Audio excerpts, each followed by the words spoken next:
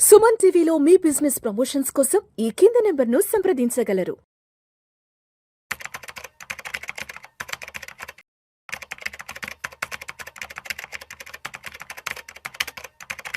రామచంద్రమూర్తి గారు నమస్తే సార్. నమస్తే విష్ణు గారు.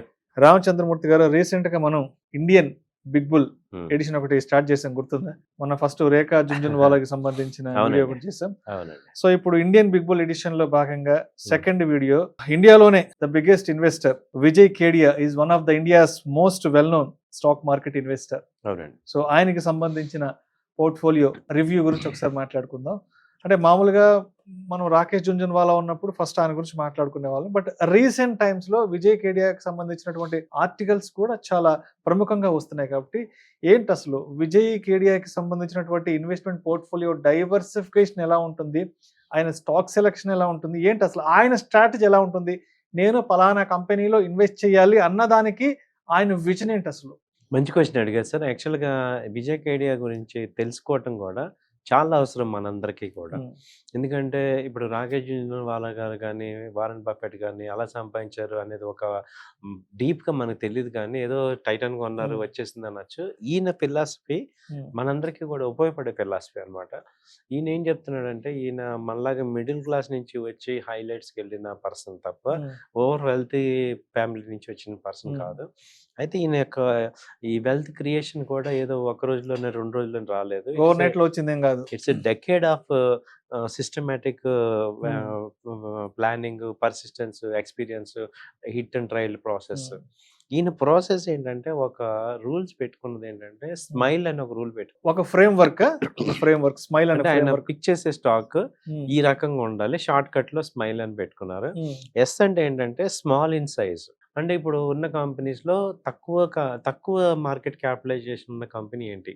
అంటే ఇప్పుడు ఇక్కడ ఈయన విజన్ ఏంటంటే, ఇప్పుడు తక్కువ స్టార్టింగ్ బిజినెస్ గాని తీసుకొని గ్రోత్ ఉన్న గ్రో అయిన దాకా ఉంచి అక్కడ గ్రోత్‌లో ఎగ్జిట్ అవ్వటం ఈయన పాయింట్.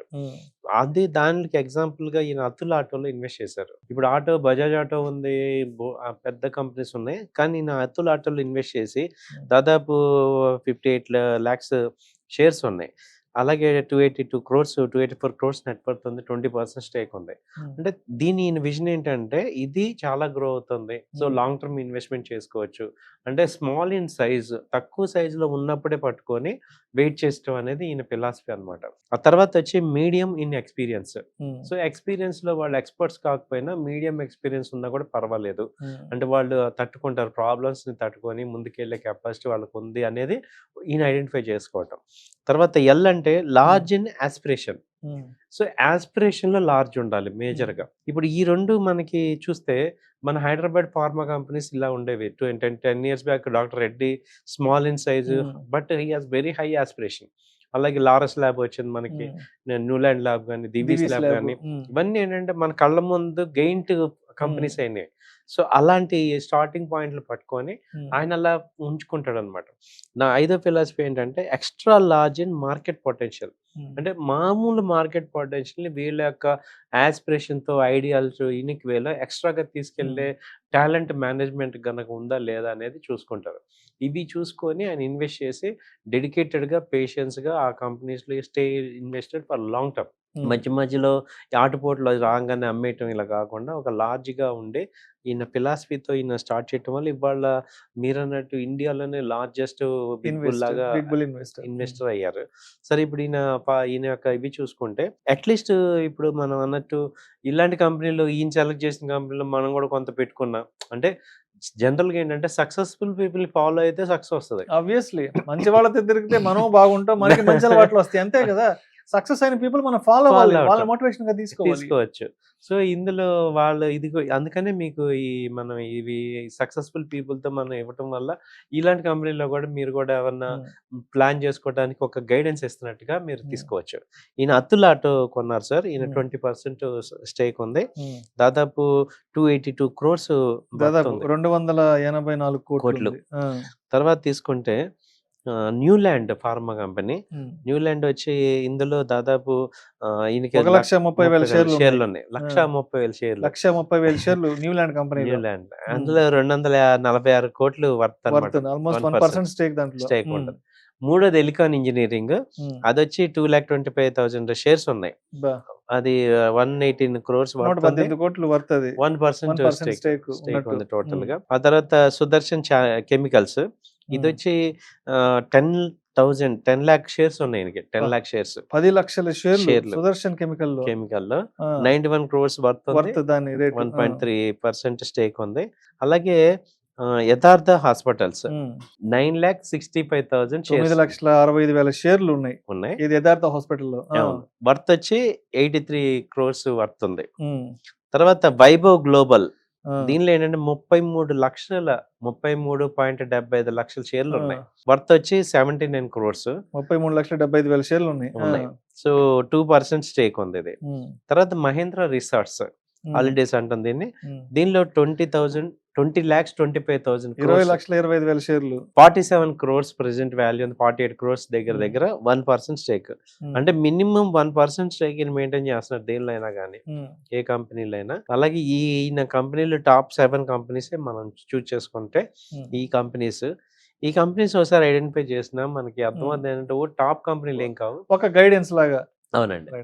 సో ఇప్పుడు రామచంద్రమూర్తి గారు, ఇప్పుడు మన లాంటి వాళ్ళు 200 షేర్లలోనో ఒక 500 షేర్లలో ఇన్వెస్ట్ చేయాలంటే చాలా ఆలోచిస్తారు కదా. ఇప్పుడు ఈయన స్టైల్ ఆఫ్ ఇన్వెస్ట్మెంట్ చూస్తే దగ్గర ఒక్కొక్క కంపెనీలో 1,30,000 షేర్లు, 1,50,000 షేర్లు, 1,00,000 షేర్లు, అంటే అన్ని లక్షల్లోనే వీళ్ళు పిక్ చేసిన షేర్లు కదా. అంటే వాళ్ళకున్న విజన్ ఏంటి, అంటే ఆ కంపెనీ గ్రోత్ పట్ల వాళ్ళకున్నటువంటి ఆ దూర దృష్టి ఏంటి అసలు, అంటే ఏ స్ట్రాటజీ ప్రకారం ఎలాంటి ఆలోచనతో ఒక్కొక్క కంపెనీ షేర్లని లక్షల్లో కొనగలుగుతున్నారు? ఇది నిజంగా వాస్తవంగా చెప్తాను, చాలా వినండి అందరూ. మనం ఏంటంటే షార్ట్ టర్మ్ లో ఆలోచిస్తున్నాం, ఇవాళ కొని రేపు అమ్మేద్దామా, ఎల్లుండి అమ్మేద్దామా, ఒక 5,000 వస్తాయి చాలు అనే షార్ట్ టర్మ్ విజన్ లో మనం ఉన్నాం. వీళ్ళు ఏంటంటే లాంగ్ టర్మ్ విజన్ లో ఉన్నారు. ప్లస్ మనకన్నా వీళ్ళు ఏంటంటే ఎక్స్పర్ట్స్ రీడ్ చేయటం కానీ, ఒక 10 years బ్యాకే వాళ్ళు అర్థం చేసుకున్నారు ఈ మార్కెట్ని. మనం ఇవాళ అర్థం చేసుకుంటున్నాం ఈ మార్కెట్ ఏంటనేది. వాళ్ళు 15 years ముందు నుంచే జర్నీలో ఉన్నారు. ఈవెన్ మనం కూడా ఉన్నా కానీ మనకేంటంటే లేట్గా అర్థమైంది. పర్టికులర్గా ఆంధ్ర తెలంగాణ మనకేంటంటే ఈ ఆప్షన్ చేద్దాం, ఫ్యూచర్ చేద్దాం, ఈక్విటీ చేద్దాం ఇలా ఉన్నాం, కానీ ఇలా టైం అయిపోతుంది. కానీ ఒక లాంగ్ టర్మ్ విజన్, అంటే వెల్త్ అనేది ఓవర్ నైట్ రాదు అనేది మనం ఇంకా అర్థం చేసుకోవాలి. సో ఇంకా వాళ్ళు అర్థం చేసుకున్నారు. ఇవాళ రాలా ఆయనకి, మీరు అన్నట్టు ఒక్క రోజులో రాలా. డెకేడ్ ఆఫ్ ఎక్స్పీరియన్స్, ఇన్వెస్ట్మెంట్ 10 ఏళ్ళు 15 ఏళ్ళు ఎక్స్పీరియన్స్, ఇన్వెస్ట్మెంట్, స్టేయింగ్, అలాగే మార్కెట్లో అప్ అయినా డౌన్ అయినా అలాగే పేషెన్స్గా ఉండటం, ఇవన్నీ కూడా వాళ్ళ వల్ల వచ్చింది. మనకి లేనిది వాళ్ళకు ఉన్నది ఏంటంటే ఒక కన్సిస్టెంట్గా పేషెన్స్. అంటే ఒక స్టాక్ను కొనటం, కొనేటప్పుడే దాని గురించి బాగా అబ్జర్వ్ చేయటం. ఇప్పుడు నేను కొన్ని అకౌంట్స్ చూశాను, 10 లక్షలు ఉన్నాయి, ఆయన ఏం చేస్తున్నారు, 30 కంపెనీలు కొంటున్నారు ఒక ఆయన. అలా కాకుండా కన్విక్షన్గా 1-2 కంపెనీలని మనం పర్ఫెక్ట్గా పెట్టుకొని గ్రోయింగ్ ఉన్న కంపెనీస్ని, ఈయన విజన్ ఏంటి, తక్కువ గ్రోత్లో ఉన్నప్పుడే స్టార్టింగ్లోనే తీసుకొని అవి బాగా గ్రో అయ్యేదాకా వెయిట్ చేయటం. అంటే ఒక బిజినెస్ని ఈయన కొంటున్నాడు, మనం ఏం చేస్తున్నాం, ఒక షేర్ని కొంటున్నాం. షేర్ని ఏంటంటే దీన్ని ఏమంటామంటే మన వాళ్ళు ఏంటంటే గెలవటానికి ఆడుతున్నారు, మనమేమో ఓడిపోకుండా ఏదో కొంత రావాలన్నట్టుగా ఇవాళ గడిస్తే చాలా మన ఆలోచన. వాళ్ళ ఆలోచన ఏంటి, లాంగ్ టర్మ్ లో గెలవాలి, ఈ డబ్బుని సంపాదించాలి అనే ఆలోచనలో ఉన్నారు. ఇంకొక మేజర్గా డిఫరెన్స్ నేను అబ్జర్వ్ చేసింది ఏంటంటే, మనం స్టాక్ మార్కెట్లో ఒక 5,000 రాగానే ఇమ్మీడియట్ కట్ చేసి వద్దాం అన్నట్టు ఉంటాం. అది ఒక 5,000 10,000 వచ్చి లాగేద్దాం, అది షాపింగ్ చేసుకుందాం అన్నట్టు అంటారు. వాళ్ళు ఏంటంటే ఇది ఈ టెంపరీ టెంప్టేషన్స్ ఆపేసుకొని ఒక 10 ఏళ్ల విజన్, ఒక 20 ఏళ్ల విజన్ పెట్టుకొని ఒకేసారి గ్రో అవుదామని చూస్తున్నారు వాళ్ళు. సో డబ్బు ఉన్నప్పుడల్లా వాడు యాడ్ చేస్తున్నారు, అది కన్విక్షన్ అవుతుంది. అయితే ఒక్కసారి ఇప్పుడు మనం విజయ్ కేడియాకి సంబంధించిన, అంటే ఆయన ఇన్వెస్ట్మెంట్ చేసిన కంపెనీస్ ఒకసారి చూస్తే, అతుల్ ఆటో లిమిటెడ్ ఒకటి, తర్వాత Neuland laboratories, Elecon engineering, Sudarshan chemical, Yatharth hospital, Vaibhav global, Mahindra resorts. So అంటే ఇక్కడ ఏం చెప్పాలంటే ఆయన స్టైల్ ఆఫ్ సెక్టర్ డైవర్సిఫికేషన్ ఎలా ఉంది, ఒక్కసారి దాని గురించి చెప్పండి. డైవర్సిఫికేషన్ అంటే వైవిధ్యభరితమైన పోర్ట్ఫోలియో అంటాం కదా, దాని గురించి ఒకసారి చెప్పండి. ఇప్పుడు దీనిలో ఈయన చూసుకుంటే ఏంటంటే, మీరు బాగా ఆలోచిస్తే ఒక కామన్ పర్సన్కి ఏం కావాలి, ఆయనకి హాస్పిటల్ కావాలి, ఆయనకి ట్రావెలింగ్ కి ఒక వెహికల్ కావాలి, ఎగ్జాక్ట్లీ ఆయనకి ఎక్కడైనా హాలిడేస్కి వెళ్ళాలి, ఎగ్జాక్ట్లీ ఆయనకి హాస్పిటల్ మెడిసిన్ కావాలి. ఎగ్జాక్ట్లీ ఆ 4 ఆయన దగ్గర ఉన్నాయి. Oh my God.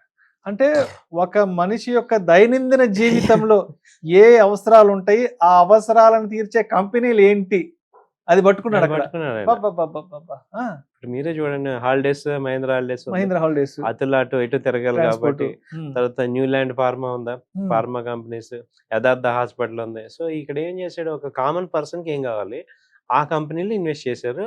అవి లార్జ్ క్యాప్ కాకుండా మిడ్ క్యాప్ లో పెట్టుకున్నారు. దాంతో అవి ఏమవుతాయంటే తర్వాత అవి గ్రో అవుతాయి కాబట్టి అవి ఇటు గ్రో అవుతాయి, ఎందుకంటే కొంచెం మేనేజ్మెంట్ స్ట్రాంగ్ ఉండి. సో ఇలాంటి కంపెనీస్ తీసుకున్నారు. కానీ ఈ విజన్ చాలా ఇంపార్టెంట్.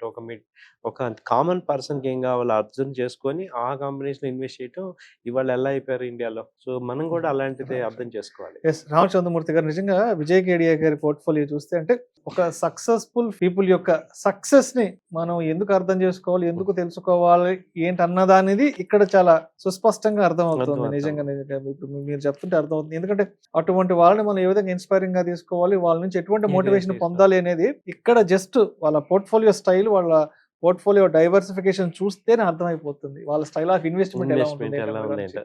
ఇంకొక లైవ్ ఎగ్జాంపుల్, నా లైఫ్ ఎగ్జాంపుల్ చెప్తాను. మన పక్కనే ఉంది అపోలో హాస్పిటల్. 10 ఏళ్ల క్రితం మేము చూసాం, ఆ షేర్ వచ్చి ₹1000 2,000 ఉంది, ఇవాళ 8,000 వెళ్ళిపోయింది. మేము కొన్నాం అమ్మేస్తున్నాం కానీ ఇంతకాలం ఉంచుకోవాలి. అపోలో హాస్పిటల్ అందరికి తెలుసు, హోల్డ్ చేసుకోవడం అనేది ఉంటుంది చూడండి.